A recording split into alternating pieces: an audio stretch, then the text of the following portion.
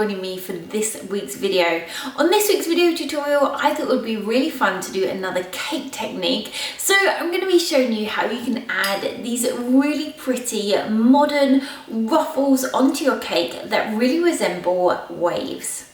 Okay, let's get started. So this is a super simple effect to create and you don't need many tools. So what I've got is, first of all, I've got some fondant. Now I've coloured this in 4 different shades of blue to give me a slight ombre effect. I've chosen blue as I do think this effect does look a little bit like waves. Now for the fondant, I'm actually using the Smart Flex Velvet. Different brands of fondant sometimes do feel a little bit different. Some are softer than others and some have more elasticity in them, which makes them a little bit more stretchy and a little bit firmer. So this is quite a stretchy, firm fondant, which is going to help those ruffles or waves keep their shape. Now to get my 4 different shades of blue fondant, I actually started off with some white fondant and coloured a large amount of this with the Colour Splash blue. Once I'd mixed up this lighter shade of blue, I then just cut off 1/4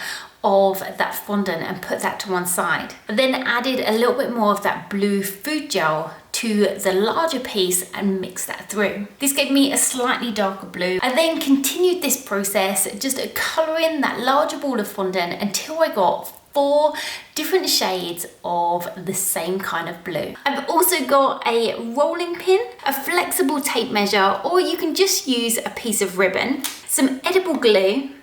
I've got some corn flour just to stop that fondant from sticking when I roll it out, a large paintbrush, and you can use either a craft knife or a pizza cutter. For the cake that we're going to be adding these waves onto, I've got a 5-inch cake. Now this one is just a dummy cake, so it's 5 inches in height and 5 inches across, and I've actually covered it in a piece of fondant which is the same colour as the lightest blue. Now, before I start rolling out my pieces of fondant, I'm going to take that tape measure and just measure the circumference of my cake.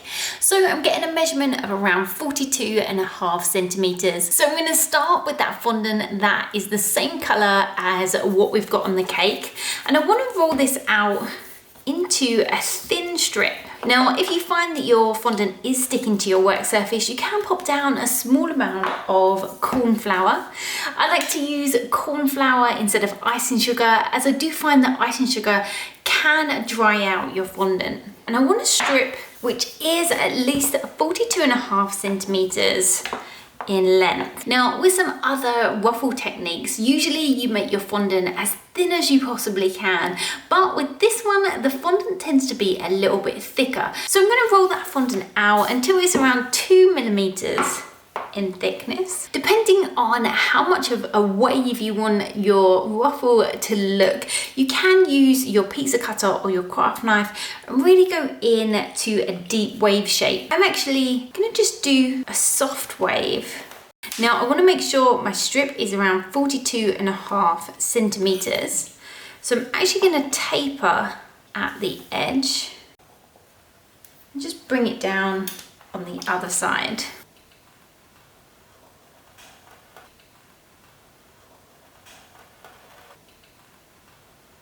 I then want my strip to be around 1 inch wide at its thinnest. Now along this bottom edge we've got a straight line. I don't want this as thick, so this is going to be where it sticks against my cake. And the reason that I don't want it too thick is sometimes when you put the next layer on, you can actually see this through it. So I'm going to take my rolling pin and just at the bottom, just run that along, just really lightly, just tapering that down slightly. Now, depending on how confident you feel about picking this up and pushing it against your cake, you may want to roll this up just to make it a little bit easier. And I'm going to bring back in my cake so that we can add it on. So I'm going to start by taking some of that edible glue just on my nice thick paintbrush, and I'm going to paint around the top edge. I can then lift that piece of fondant up and stick this against the side of the cake. Now I want to leave some of that fondant coming up from that top edge. Where we've got those 2 edges that I just pulled down into a point, I'm just going to fix those 2 together. Now I'm just running my finger just around the bottom, just sticking that strip in place and also just smoothing that fondant down slightly where we used the rolling pin to thin it out, just making sure that I don't have a thick bulge at the bottom. So as you can see, we're already starting to get this wave effect as some of that fondant is slightly higher than the rest. So you want to make sure that each strip you roll out is around the same thickness. For this cake, I'm creating 4 strips to run all the way around the outside of the cake, but you can also use smaller pieces of fondant and just add these together to create strips. Bringing back in my cake, I'm gonna add on some more edible glue. So just coming down to the bottom of that previous strip.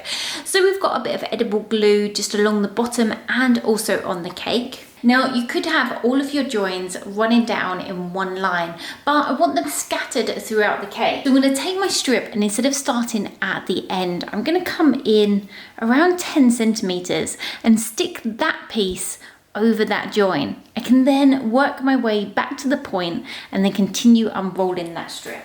So that strip is going over the bottom of the previous strip.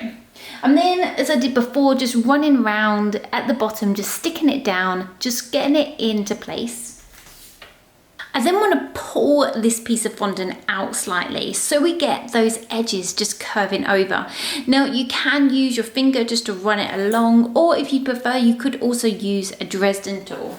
Now I've come down a quarter of the way, I'm going to change to the next shade of blue. So I'm going to create the strips in exactly the same way while sticking it on to the cake underneath that previous layer.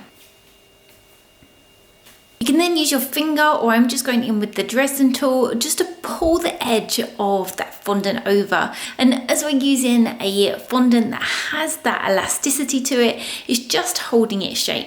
I'm then going to continue with all the pieces of fondant in this colour until I get around halfway down my cake. So I'm just going in, and with some bits of that fondant, I'm just pulling it over slightly more than others, just so it's different all the way around. Once I get halfway down, I'm then gonna go to the next shade of blue. So I'm just continuing to work my way down the cake, and you just want to make sure as you turn that fondant over, you can't see any of those joins in between. Now by keeping a slight thickness to that fondant of 1 to 2 millimeters, you're more in control of how much that fondant folds over. If you roll the fondant as thin as you possibly can, like you usually do with ruffles, what you'll find is there's no structure to that fondant and it will just keep folding over. I'm then going to go in with that last darker shade.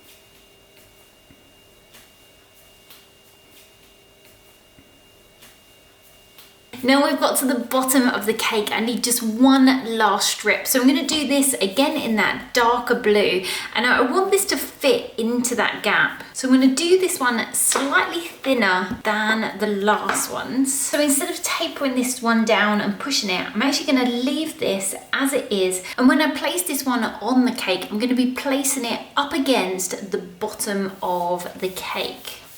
You now want to leave your cake in a nice cool place just for that fondant to firm up so that those waves or ruffles will keep their shape.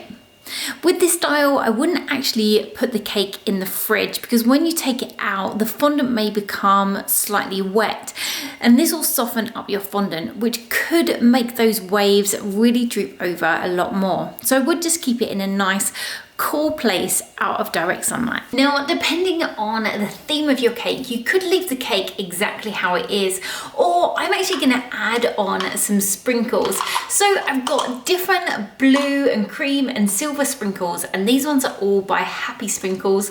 So I've got large chocolate balls, smaller chocolate balls, I've got silver ones and cream ones, and then in this set I've just got some metallic-y bluey green ones that will go perfect with the theme of this cake. So I'm just going to glue some of these onto those waves. So I've just transferred that cake onto a cake stand. So I'm just adding on those fun chocolate balls, just sticking them down again with some edible glue. Now I do actually have a 10% off code for all the sprinkles on the Happy Sprinkles website. All you have to do is enter my code HappyLinz10 at the checkout, and I will leave all the details for this in the description below. So here we have the finished cake with these really pretty modern ruffles around the outside, which really resemble waves. I've then finished off the cake with these really pretty Happy Sprinkles chocolate balls. I really hope you've enjoyed this video tutorial and will be able to use this technique on your own cakes. If you have enjoyed the video, as always, please don't forget to give it a like, and if you'd like to see more videos like this and you haven't already, then don't forget to subscribe to the Cakes Brilliance YouTube channel. Now, I will leave some links in the description below to some other ruffle tutorials.